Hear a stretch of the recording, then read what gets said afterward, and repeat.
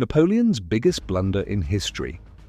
In 1812, Napoleon led over 500,000 troops into Russia. Only a fraction returned. Was this the beginning of his end? Let's uncover the biggest mistake of a military genius. Napoleon Bonaparte, a name synonymous with military brilliance. He dominated Europe until a single, catastrophic decision unraveled everything. But what exactly was his biggest blunder?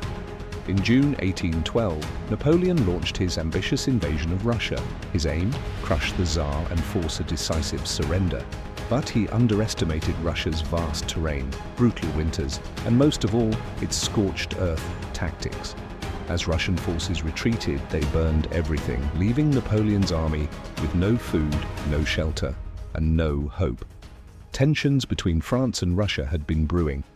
Napoleon believed a quick strike could cripple Russian resistance. But instead of a swift victory, he walked into a logistical nightmare. Napoleon misjudged distances, communication failures multiplied, and his massive army was stretched across hundreds of miles. Supplies couldn't reach the front, and desertions began to spike.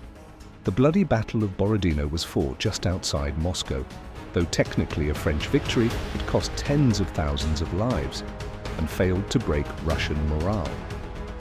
Napoleon reached a burning, abandoned Moscow. The Russians had set their own city aflame rather than surrender.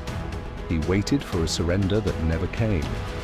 As winter closed in, Napoleon ordered a retreat, but by then, starvation, frostbite, and guerrilla attacks from Cossack fighters decimated his forces. Horses were eaten, men froze where they stood.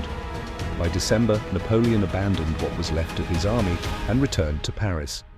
Of the 600,000 who marched in, only 100,000 returned. Some say fewer. It was more than a defeat, it was humiliation. The illusion of invincibility was shattered.